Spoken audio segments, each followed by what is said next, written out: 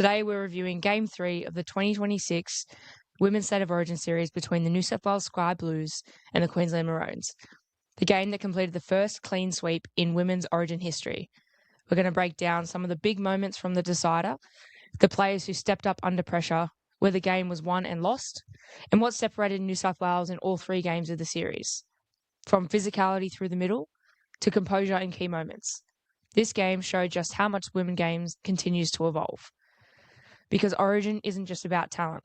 It's about consistency, resilience, and performing when the pressure is at its highest. So let's get into it. Firstly, I want to acknowledge all of the feedback that I've seen online and the comments that I've seen online regarding the timing of the women's game. I definitely think that there needs to be an adjustment, but I don't know when and how that's going to happen because there's going to be negatives regardless of when the game is played. So I know I've discussed this in previous episodes before, but just to recap, the Women's Origin is played before NRLW preseason even starts, or the last game is played just as NRLW preseason has started. So the women haven't played in 6 to 8 months, pending injuries, pending pregnancy, pending if they play in the World Cup or any of the international games at the end of the year. So obviously the game is not going to be as a higher standard as we would like. They are the best of the best in the women's game, so obviously there is going to be skill there. But in terms of fitness and cohesion as a squad and just making good decisions under pressure, it's obviously going to have an impact on the game when you haven't played in such a long time. The arguments, obviously, for that is that it doesn't interrupt the NRLW season. They're coming into it or going into NRLW season fitter, but then again, they're going to be in a better position than all of the other players, so that gives them another advantage.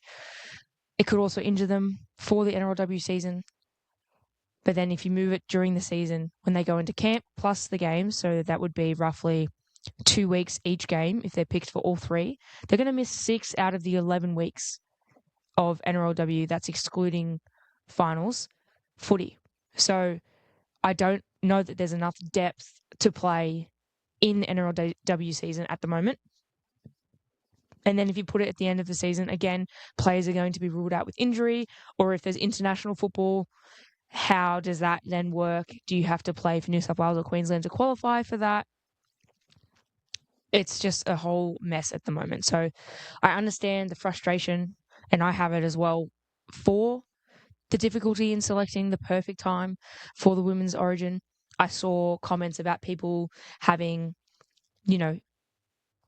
gaps or breaks within the NRLW season to allow for Origin, so squads get a rest and allow, potentially quicker comebacks from injury because of the extended season due to those planned rests or planned buys or planned rep rounds, whatever you want to call it, which I thought was interesting. And then there was some comments saying that keep it as is. It's just going to need to happen as it is until the game grows and it is a longer series and there's enough talent to maintain a high standard of NRLW when Origin is on.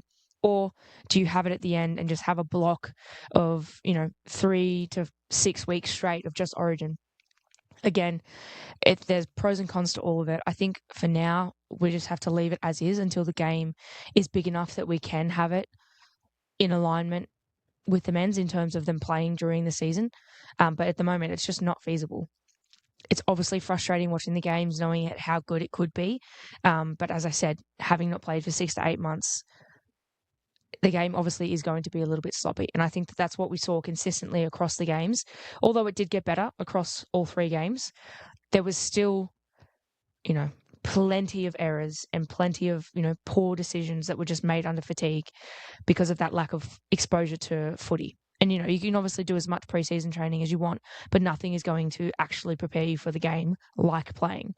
So even if they were able to get games in during camp or opposed sessions in during camp, they're not going to be playing at a higher standard. It also doesn't line up with the men's teams to be able to do stuff against each other. And then again, there's issues with that there, but I won't go into those. But, it's unrealistic to expect the game to be at the highest level when they haven't played. And I did see a lot of recognition of that in comments and in posts from different journalists and just footy fans in general. But then you obviously have the odd comments in there as well, just saying that the whole women's game is terrible and not to worry about it. But I digress. So I just wanted to acknowledge that, and I obviously recognize that those are barriers to the quality of the women's game. But unfortunately, at the moment, there isn't much that we can do except try and build the women's game to get to a point where we can either have it during the season or move it around because we have enough quality and depth of talent in the NRLW to play it alongside. Going into game 3, though, we saw a series sweep from New South Wales, winning 12-4. So first time in women's history that there has been a clean sweep in Origin. For those of you who don't know, there's only been a 3-game series for a few years now. Prior to that, it was just a single game. So whoever won the first game or the only game took the shield. But more recently, it has turned into a 3-series game, which is much better. And we've seen, as I said, first time in women's history that there was a clean sweep series win and New South Wales taking that away. So for game 3, in the opening 10 to 20 minutes, again, I think it set the tone for the series with lots of early errors from Queensland and that immediately giving New South Wales field position as well as dominating territory. I think for the first probably 15, 20 minutes, Queensland were just stuck in their own end. And despite their strong kicking game from Kiriaratu, not so much Lauren Brown, she's more of a goal kicker, but Kiriaratu's got a massive boot. So despite the strong kicking game coming out of their own end, they were just able to force repeat sets and build plenty of pressure because of the dominant field position and their strong defence. We saw that consistently throughout the whole third game, that New South Wales just had a blue wall. Queensland were very, very fortunate to not have more points scored against them early. But as I said, their defensive efforts were very, very good, being able to repeatedly defend their own line early and not let in too many points. But as I said, New South Wales were able to build lots of pressure through their repeat sets and not just line breaks and things like that. So even though Queensland was held out multiple sets and only let in, very few points, they were trapped in their own end for very long periods. We saw Jess Sturgis have plenty of edge involvement in attack. We saw some really strong carries from our middles. So Ellie Johnson had some really strong carries, as well as Millie Elliott. And then also to highlight, we saw Kezzy Apps making her 20th Origin match, showing her defensive presence early in the game as well as her leadership throughout the entire series. So congratulations, Kezzy, on your 20th Origin match. And what a better way to celebrate than winning the series, winning the game, and also making history all in one. I know that Queensland were able to show strong line defence and that resilience early by holding out New South Wales for an extended period of time. I believe it was probably the first 20 minutes. They were able to stop both crash plays and some edge shifts. As I said, Kiriaratu's kicking game was the saving grace for Queensland, but there were some slightly off kicks and distance misjudgments that resulted in, 7 tackle sets and 20-metre restarts. I did notice that they were, again, targeting the edges with those bombs again. So we saw, putting up plenty of bombs for both Churchy, Chapo and Frassard. But on the flip side, New South Wales saw plenty of aerial contesting from Chapo on that right edge because of her height difference with the Queensland edge. And then obviously she's definitely an aerial threat. And a threat in general. Quite a big, strong body, moves very fast, and is very dominant with and without the ball. So, again, Queensland did very well to defend under the stress and show some resilience early. Although their Queensland defence held out and they were able to obviously survive multiple sets on their own line and keep New South Wales scoreless early, the repeated errors are just killing them. And this was consistent for both teams throughout all 3 games, but particularly in this game, it was easy errors just inviting New South Wales back into the game and just keeping them in their own end. as I said, inviting pressure and just doing it to themselves. There was so many times where they'd be coming out of their own end. They'd just done a really tough defensive set or multiple defensive sets in a row, and then someone would take a carry and just have a loose ball, or ball would hit the ground, or, a silly error. And I get it, under fatigue. I spoke about it earlier. Not much footy, quite a young squad. So I understand it. It's at the top level. There are going to be mistakes. But it just seemed like they were shooting themselves in the foot consistently. I definitely think that had a major role in the turning point of the game, or the, I guess, the upside to New South Wales. But I think it was their dominance, but the execution under fatigue definitely showed as in the latter half of the game. We saw Queensland's errors finally turn into points with Surge's edge try on the right. We did also see it kind of flip as well with the execution under fatigue for New South Wales. We also saw some sloppy drop balls and poor finishes near Queensland's line, and we saw fatigue also creating back-to-back penalties and plenty of scrappy attacking sets. And I highlighted this earlier, that neither team was clean, but New South Wales was able to capitalise on this slightly better and build up more pressure because of the fatigue in Queensland, just having them carry out of their own yardage and defending their line for multiple sets, which doing that early in the game obviously drains the team quite quickly. So I definitely think the execution under fatigue was probably their biggest downfall. Going into halftime, though, I definitely think that the score made Queensland look a lot better than what it seemed watching the game. They were able to stay in the game despite that ongoing pressure early, with a 4-all score going into halftime. They scored off a scrum to keep them level, and we know that New South Wales had plenty of opportunities if you watch the game. But again, with that poor execution and a couple of other issues, the scoreline was 4-all. And it showed Queensland's resilience. Again, obviously not dominance, but New South Wales had multiple chances. We saw Prasad drop the ball. We saw Jamie Chapman drop the intercept option, and we saw some last tackle control issues. I think it was, as I said, kind of kicking the ball out. Poor kicks in general, not going very far, or just coming off the boot sideways, or getting stuck with the ball and not getting a kick on the boot. So it definitely showed, I guess, Queensland's competitiveness in going into the game 4-all at halftime, despite despite New South Wales having quite a dominant first half in terms of building pressure and field position. Going into the halftime, I thought the coaches probably would have said to both teams, ensure that you complete your sets, you need to build more pressure, and you need to minimise the errors as much as possible. Unfortunately, the second half started messy for both teams, but particularly for New South Wales. They finished their first set, and Jesse Southwell kicked it out on a full, giving Queensland the ball just past halfway, and then immediately gave away a penalty. I believe it was a crusher. So unintentional, but again, just poor timing and not able to capitalise on, I guess, building pressure and building momentum for your team.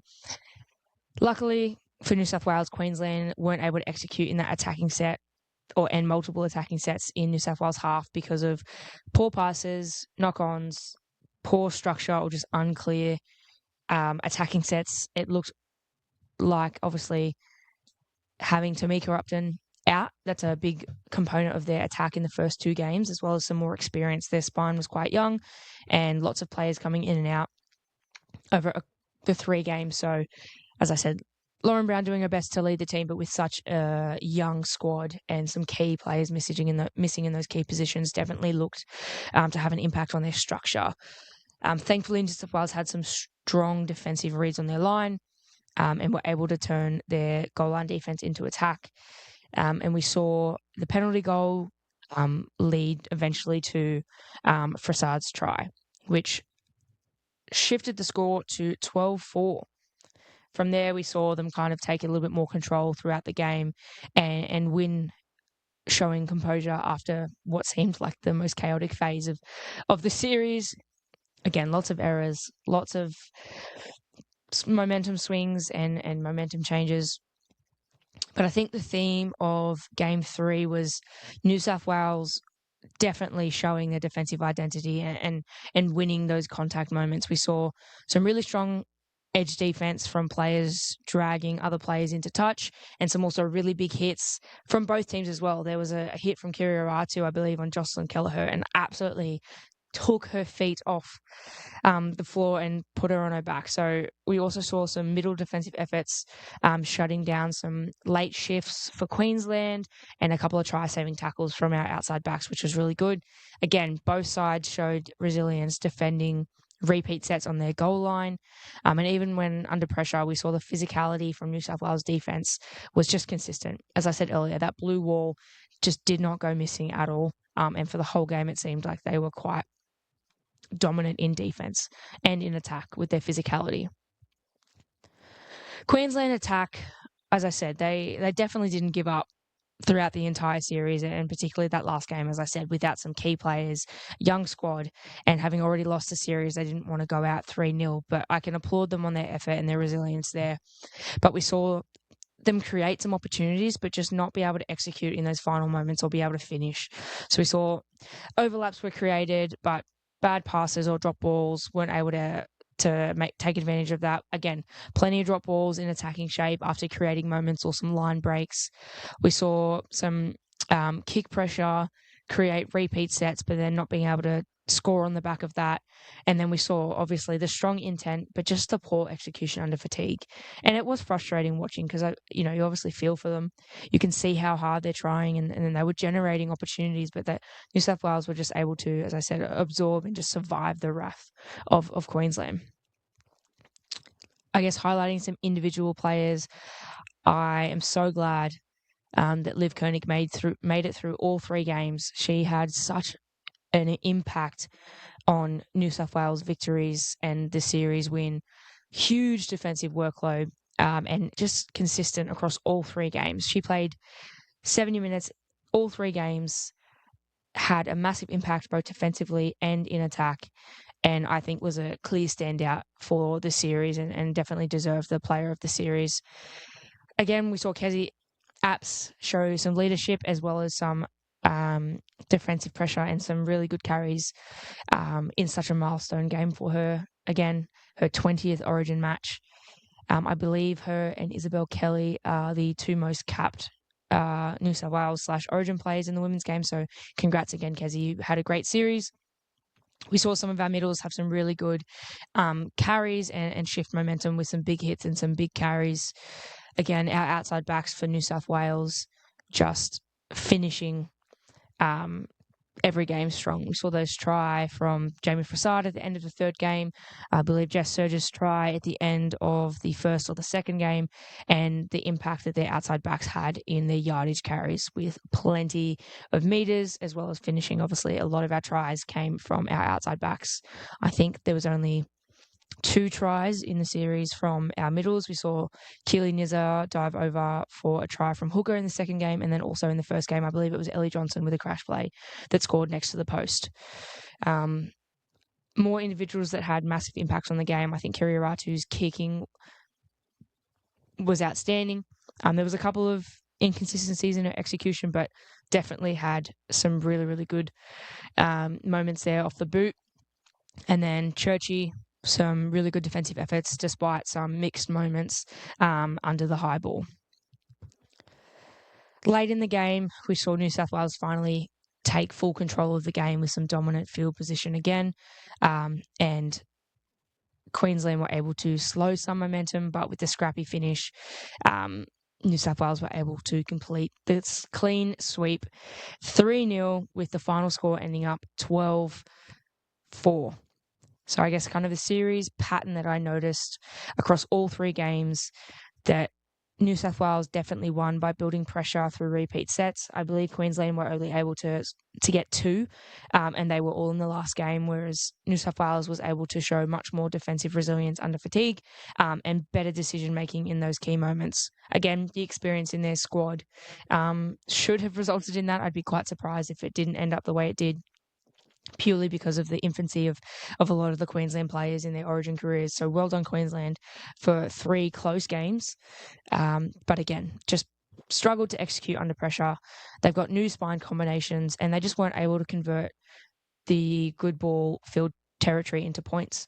It wasn't from a lack of effort or from a lack of skill. Again, it was just, I think, fatigue from the field possession that they didn't have, inconsistencies in their spine combinations across the 3 games, and just the young squad that they had, and plenty of debuts and early Origin series for Queensland. So I think to highlight that the series wasn't won by any individual flash plays. It was won through the pressure that New South Wales were able to build, the control that they were able to show in the key moments of the game, and then obviously their ability to stay composed when it gets a little bit messy, just looking to complete your sets, get to your kick, and build more pressure. And obviously New South Wales were able to do that better than Queensland across all 3 games. Today, we're reviewing Game 2 of the 2026 Women's State of Origin series between the New South Wales Sky Blues and the Queensland Maroons, a game that saw New South Wales close out the series 2-0. From big momentum swings and physicality through the middle to standout individual performances and moments that completely shifted the game, there's a lot to unpack. We're going to break down the key turning points, the players who stepped up under pressure, where Queensland struggled, and why New South Wales looked much more composed when the game got tough. We know Origin just isn't about talent. It's about handling pressure, winning the small moments, and responding well when emotion takes over. So let's get into it. With New South Wales, we saw some changes to the starting lineup in the Women's Origin Game 2. We saw Higgins starting over Davis, and I realise that her name is Nizza, but purely out of habit, I know I'm probably going to refer to her as Davis, so apologies in advance. Keely Nizza started on the bench for New South Wales after starting in the first game at hooker. Higgins was to start over Davis in the second game, so that was one of the few changes we saw to the New South Wales squad. I mentioned in the last episode we also saw Kezi Apps start at second row with an injury to Tiana Penatani, bringing Rima Butler onto the bench. Outside of that, we saw no other changes to the New South Wales squad. It was good to see some changing in terms of tactics for New South Wales going into the second game. In the first game, I thought there was negligible kick pressure, and going into the second game, it was good to see that the kick pressure improved dramatically for New South Wales. We know the Queensland halves put a lot of emphasis on their big kicks and their bombs on our shorter outside backs and trying to put them under pressure early, and they continued that into the second game, but we were able to kind of rectify that with a little bit more kick pressure in the second game, which was good. Some early penalties also walking New South Wales up the field with some poor discipline from Queensland early. We saw a penalty for a flop after keeping them pinned in their edge early on. We then saw a questionable call against New South Wales for the knock-on. So I don't know what your thoughts were on that, but I definitely saw some controversy online regarding to that knock-on call. We did see quite a few errors and few juggles of the ball early on, though, due to the weather. There was comments on the field about it being dewy and a little bit wet, and there was 4 to 5 knock-ons and juggles in the first 5 minutes. So it was definitely something that needed to be taken into consideration for how they played the game. Going into the first game, we knew that it was quite slippery. Again, the players hadn't played in quite a long time, so there was quite a few errors. And so I was hoping going to the second game that we saw a little bit more strategic ball playing in the weather. It seemed to clear up a little bit towards the back end of the game, but yeah, early on there was quite a lot of loose carries and juggles of the ball. We took another penalty we gave away.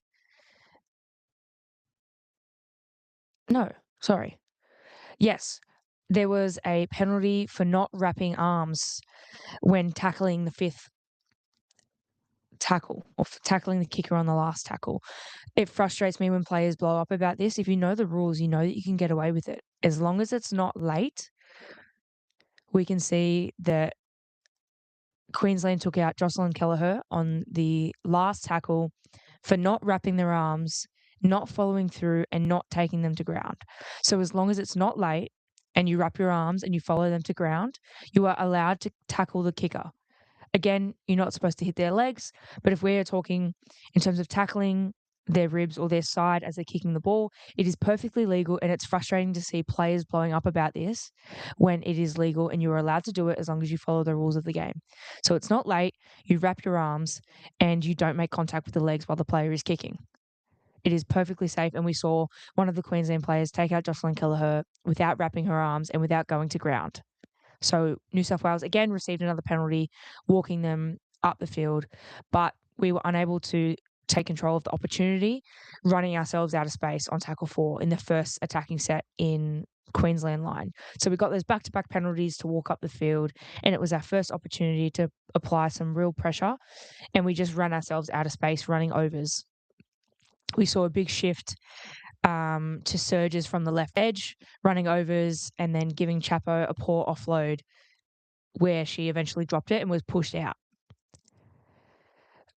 We were then very lucky as a New South Wales squad for Robinson's error 10 metres out from their own line. Again, I mentioned lots of loose carries and bobbles of the ball early on, and that was one that kind of worked in New South Wales' favour. As I said, we're early in the ball, early in the game, first opportunity in good ball for New South Wales, attacking Queensland's line, and we do a big shift and run each other out of space and get pushed out on the 4th tackle. So we don't even give ourselves an opportunity to build a little bit of pressure, get a repeat set, or to pin them down in their own end. Thankfully, Robinson dropped the ball 10 metres out from their own line in a yardage carry, and we were able to capitalise that, thankfully, with a short side play off the scrum for Chapo to go in over the corner. So it was nice to be able to see that we did take advantage of that error on the back of what I thought was a poor opportunity early in the game. So we were able to capitalise on Robinson's mistake early on the short side scrum play for Chapo. We know we've got some really dangerous outside backs in the New South Wales squad, and pure speed in the middle of the field with a scrum.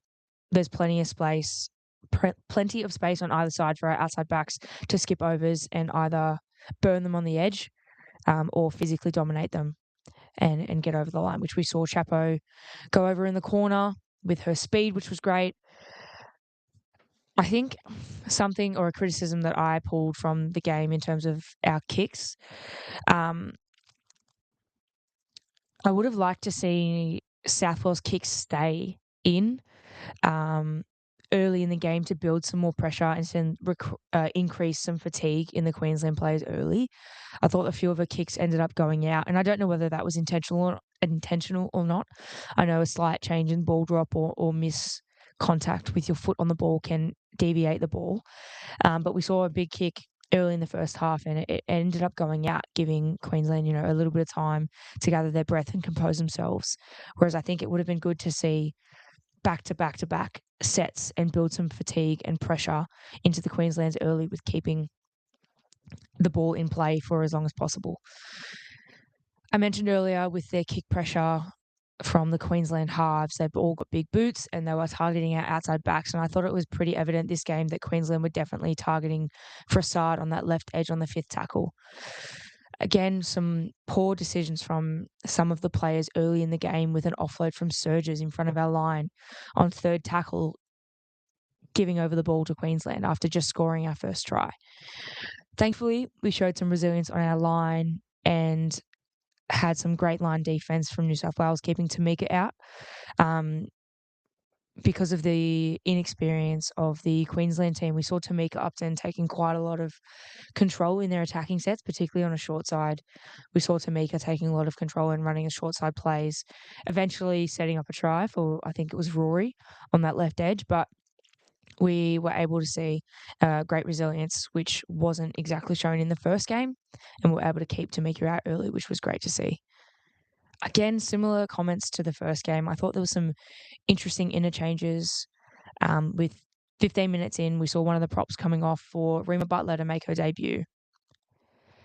Straight away, again, after that interchange, we saw some more great line defense forcing another handling error from Queensland and some more questionable calls from the referees, with the play on call from a clear drop ball in my perspective, and the Queensland centre just picked it up and threw it away. So I thought that was quite interesting, and the fact that they weren't penalised for that, for throwing the ball away, was insane, and they just let it play on when I thought it was quite an obvious knock on.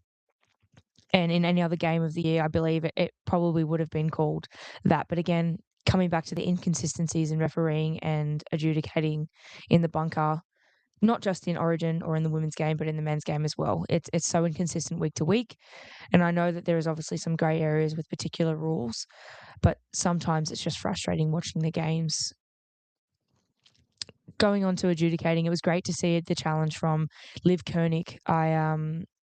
I definitely thought her challenge live was a wasted one, but she was very, very good in, I guess, being honest and being quick with the call that she didn't touch the ball, and they were able to win the challenge successfully. So very well done to Liv Koenig, challenging that quite early on. Again, initially on first view, watching it live, I thought it was definitely a wasted challenge, and wasting it quite early in a Origin game I thought was silly, but again, was able to come back with the successful challenge. So well done there, Liv. Great footy knowledge. Mentioning earlier, obviously, wanting to build some pressure on the Queenslanders and forcing either a dropout or repeat sets, we were able to do that nicely following the challenge with a forced dropout. The repeat sets on your own line, as any player would be able to attest to, is absolutely exhausting. And we saw a great try from Keely Nizar, off the back of a quick play the ball, which was great identification from her. Again, able to capitalise on some pressure and repeat sets for New South Wales, so building fatigue for the Queenslanders and leading to a second try for New South Wales in the first half. In the following set, though, we saw Lafipo take Kennedy's head off on the first tackle. Again, just poor discipline from Queensland. You don't want to see your team being walked up from a poor penalty straight after them scoring a try. So off the kickoff, Kennedy's taken a back fence carry, and Lafipo's come out of the line and put a high shot on. Again, knowing that the kicks don't go too deep, typically in the women's game off the kickoff.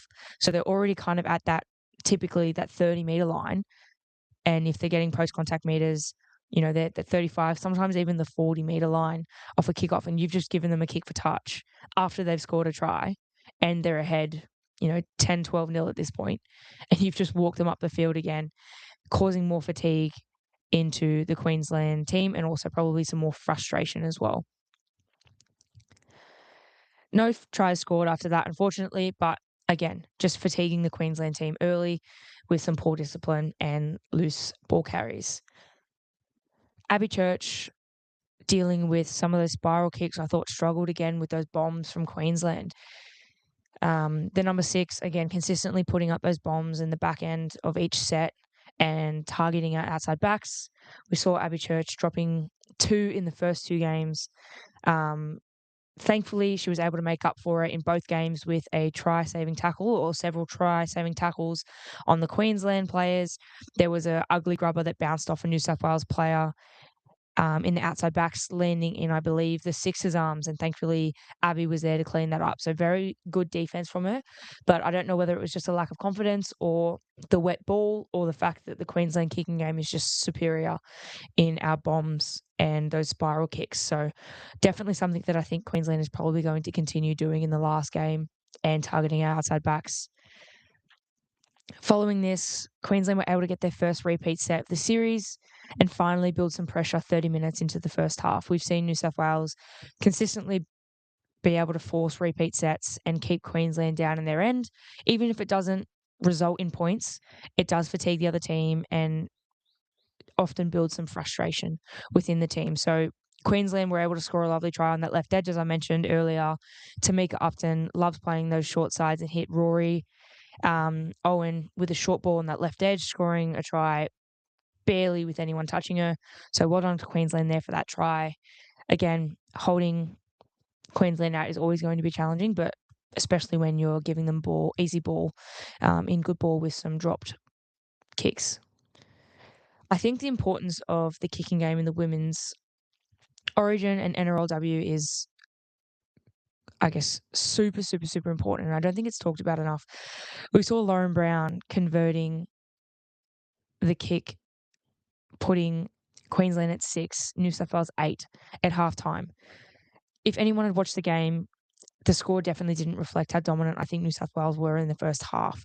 But I guess that shows Lauren Brown's 90+% successful kicking rate makes a massive difference in tight games like this. So New South Wales missed both kicks and Queensland scored one right at the end of the half, bringing it only 8-6 at halftime. Again, in NRLW as well, often who has a better kicker or who can score closer to the post to allow the kickers a better chance to score is often going to win the game purely on conversions. And it's surprising that a lot more teams don't take the 2 points for penalties when they're in the good ball. I know obviously everyone wants to score a try, but those 2 points add up quickly, especially if you're getting multiple in games.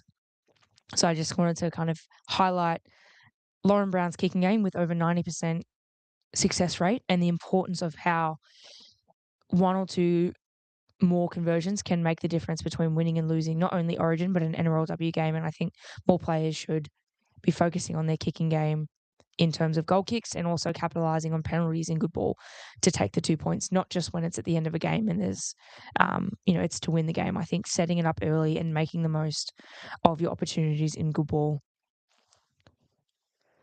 Going into the second half, we said that New South Wales led 8-6 to Queensland.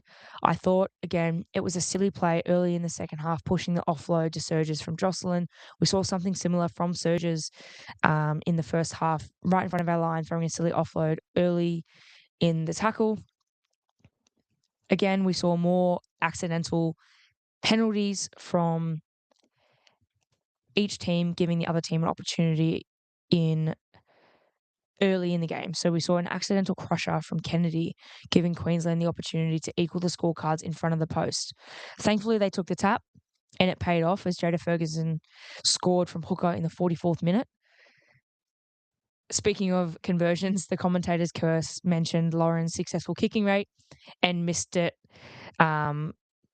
from the right tram. So normally quite a high successful kicking rate and quite a good kicker. But again, either myself commenting on it now or the commentator's curse, Lauren Brown missed it. So putting them ahead 10-8. But they couldn't complete the next set, giving New South Wales the ball around the halfway mark. The rain was quite heavy at this point, and so I definitely thought that it was even more important in terms of keeping the ball passing to a minimum and just making sure we're getting through our sets to build some pressure, build some fatigue, keep the ball in play, and not just handing over cheap ball. Thankfully, New South Wales was able to do that. We saw Surges score in the right corner. It wasn't anything fancy, but she was just able to get on Rory's outside shoulder and Robinson marking Chapo, giving up her inside shoulder. I spoke earlier about how dominant our outside backs can be and how dangerous they can be. Whether that's speed or physicality, they're all quite big and strong and powerful. So whether they burn you on the edge or they take your inside shoulder and just power through, that's what we've seen both the right side outside backs for New South Wales doing that in the second game with Chapo early in the first half on the scrum and then Surges scoring in the second half. Speaking of kicking, we saw Jessie nail the kick from the sideline. So I know obviously kicking is quite a skill and I applaud anyone who puts their hand up to do it because it's definitely not something that I want to be dealing with in terms of the pressure. But Jessie nailing that kick from the sideline was super important, putting us back in front. We saw a accidental hair pull onto Mika from Isabel Kelly. Again, this is quite common in the game. It's obviously not intentional, but sometimes your hair just gets in the way of a jersey grab, and there's nothing in it. There's nothing more to it. It's obviously, a penalty, but usually it's accidental, and they often let go pretty quickly and straight away. So that's what we saw from Kelly onto Mika. In terms of the Queensland squad, we saw a couple of changes because of injuries, similar to New South Wales. But I thought it was interesting that Queensland had 3 hookers in their squad with Manzelmann, Destiny Brill, and then Jada Ferguson as well. We saw Brill playing a little bit more of that middle forward role, but we did see some changes in terms of the starting hooker.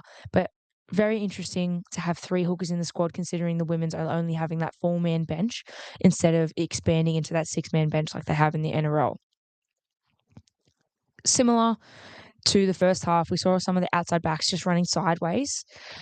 and running each other out of space. And there was an incident in the second half that I took note of where Chapo was running sideways and got absolutely nailed by Robinson, forcing an error 20 metres out from our own line.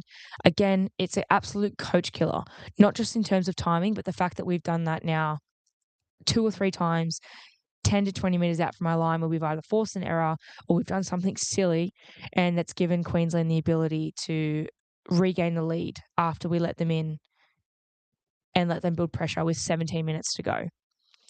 So I think the game management in those instances, despite being the most experienced players in our games, still sometimes is lacking there. And just knowing that we just need to complete, just need to build pressure, just get to your kicks, and points will come on the back of that because fatigue will develop, and then an error or a space or a mistake will occur, and you're able to capitalize on that. But again, our outside backs just forcing unnecessary errors. Our middles did quite well this game. Again, I think there was only Kennedy who gave away that early penalty in the second half with the crusher, accidental. But we've seen, I believe it was Surges, Jostler, and now Chapo dropping the ball quite early in the sets, very far in, not very far out of our own yardage, and giving Queensland plenty of opportunity to just put more pressure on, scoring again to regain the lead with 17 to go. And then following that, we saw our halfback and goal kicker go down with a suspected neck injury with only 15 minutes to go. Thankfully, it was nothing serious, and she got up like nothing happened. And we were able to continue the game, and she ended up playing quite a pivotal role later on, which was really good to see that it wasn't anything serious. We saw Rory Owen, one of the Queensland try scorers, make a break late in the game, keeping New South Wales on their toes, following a drop kick from Tegan Berry. So not only did we see Abby Church drop one earlier in the game, we saw Tegan Berry drop another one in such a critical point in the game with only 15 minutes to go. Queensland are ahead, giving Queensland the ball in our own end. They're already ahead. We've had some injuries. It's late in the game. It's wet. We're tired. And we've won we've won game 1, so we don't want to go into the third game with a decider. So thankfully, Jessie was able to pull a try-saving tackle only minutes later from her suspected serious neck injury. So well done there, Jessie. Again, we spoke about some of the 1% efforts earlier with some kick pressure from the New South Wales players, where I thought it was kind of absent in the first game. And we saw that pay off late in the second game with Yasmin forcing the drop ball with some great kick pressure from Marker. It's those 1% efforts that win the games, that win those high-level stakes games. Speaking of our outside backs dropping the balls in our own end, I commented on, I thought the interesting decision to include her in the bench, but again, they went with Frassard going to the middle and bringing Tegan onto the edge. But we've seen her drop 3 balls in 2 games in critical moments. I know it was a poor pass from Kelly in this instance, but she for sure would have been away for a try with her speed if she caught it. She was on the outside shoulder of the right Queensland winger, but we just saw a not quite an amazing pass hit the ground. And again, just minutes just after she's dropped a kick. It's just very poor timing, and I can imagine quite stressful for the New South Wales coach. Talking about fullbacks, I mentioned Tamika was calling all of the attacking shots, but I thought on New South Wales ends, Abby was a bit quiet in attack again for New South Wales. I don't know whether that's intentional or whether it was just a confidence thing, or if they were kicking to keep her out of the game, or just managed to shut her down really well in attack. But yeah, I just thought she was really quiet in attack again in the second game. So hopefully we see a little bit more ball carrying and ball runs and ball play from her in the third game, and a little bit more confidence knowing that New South Wales has already run the series. Hopefully can going 3-0. But Tamika took over and dominated attack for Queensland at that fullback position. In saying that, Abby did have quite a lot of really strong defensive moments, saving a couple of tries in both games. So well done, Abby, there. Again, those 1% efforts, being at Marco or being at that A, then chasing to the other side of the field to, save tries with a tackle getting under the ball. So very well done there. In terms of New South Wales, good ball shape, I mentioned that it looked really clunky in the first game, which was to be expected. But I thought that they were almost always running overs on the edge. and taking the wingers' space. And so I thought that the tails and the halves and the fullbacks needed to square up a bit on the shifts. And I thought that they definitely played a lot more to their right edge compared to game one, which was predominantly their left edge. Overall, there was still a lot of errors from both teams. Again, heavy rain and the ball was a bit dewy, and the fact that we haven't played much footy in 6 to 8 months makes sense. But I definitely thought that it was a higher quality game compared to game one. Thankfully, we saw Kiriaratu drop the ball stone cold in their 20-metre line after having a look, as well as I think some scoreboard pressure. New South Wales were ahead, and we were able to force another dropout with Chapo contesting the ball and Robbo knocking it on. Unfortunately, Surges wasn't able to ground it before it went dead, but we were able to see a great carry from Abby after the scrum late in the second half, and then build some more pressure, keeping them in their own end. As I said, a game of one percenters. Who does it for longer and who's able to do it at a better rate or at a better consistency is going to win. You would have probably seen on social media already that I'd commented on Kezi's confrontation with Lauren Brown after pushing her twice. And if anyone knows Kezi, she's the least confrontational person I think I've met on the footy field, and she did not back down after Lauren Brown pushed her to try and get the ball for a quick play of the ball. And after watching how she arced up to Lauren Brown, I'd back Kezi, even though typically she would not hurt a fly and she'd do anything to look after your teammates and is such a gentle soul. But she had that look in her eyes and, as I said, did not back down from Lauren Brown. And I think that's what Origin is about. She definitely showed the passion for the jersey and passion for her players and the passion for the game in general. And as I said, I've never seen her really arc up before, and to see her do that at that arena, it was funny, but it was definitely a little bit surprising as well. So I don't know that anyone will be picking on Kezi again going into game 3 or in the future. Some other special moments from Liv Koenig we saw on Emma Manzelmann's line break from hooker with only 3 minutes to go. She has already played the entire game, so it was, just under 70 minutes in the middle, and was able to pull that 1% effort to save a try under the post from Queensland's hooker. What a player. What a game. It definitely shows why she's one of the top players in the game at the moment, and why she's picked for every team and why she's so dominant, because absolutely killing it in attack, a try-scoring machine, fitness freak, but also just those 1% efforts in defense. I couldn't tell you too many other middles that would be able to play for that long at that high intensity and then pull an effort out like that and potentially save the game for New South Wales. We saw another penalty from Queensland for a high tackle with only a minute and a half to go, and they're down by 4. New South Wales, it's both in the men's and women's game, love putting themselves under pressure there. We saw Queensland crossing the line in the right corner with 25 seconds to go. Thankfully, her foot went out. And I guess good on Queensland for not giving up until the dying moments. And as I said, that's what rugby league and Origin is all about. But my goodness, it was stressful watching. We just love to make it hard for ourselves. Giving away penalties, giving away silly errors or drop balls or offloads in critical moments, they're absolute coach killers. And I was stressing sitting on the lounge. I can't imagine how strange you felt in the box watching that. Similar to the first game, we saw a great turnout, what looked like on TV, with 23,846 people at the game. I'm not sure what the views were like on TV, but in the first game, I believe it was a record-breaking game for Channel 9 for a game of rugby league in 2026, so that's exciting. And thankfully, even though Queensland crossed the line right in the bottom end of the corner, we saw the try was disallowed because the winger's foot went out, and we saw New South Wales win the series 2-0 with a tight 14-10 final score. For those who saw my predictions for the game, very close. I think it was 18-6.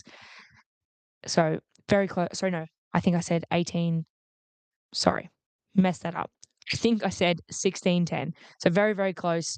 And with game 3, we have it on Thursday, the 28th of May. So tune in on Channel 9 at 7:45 for the women's game, the day after the men's first Origin game. So hopefully the Blues can take away both games that week. We saw a couple of changes to the Queensland squad with some injuries. We have Tamika Upton out with some shoulder/nerve pain.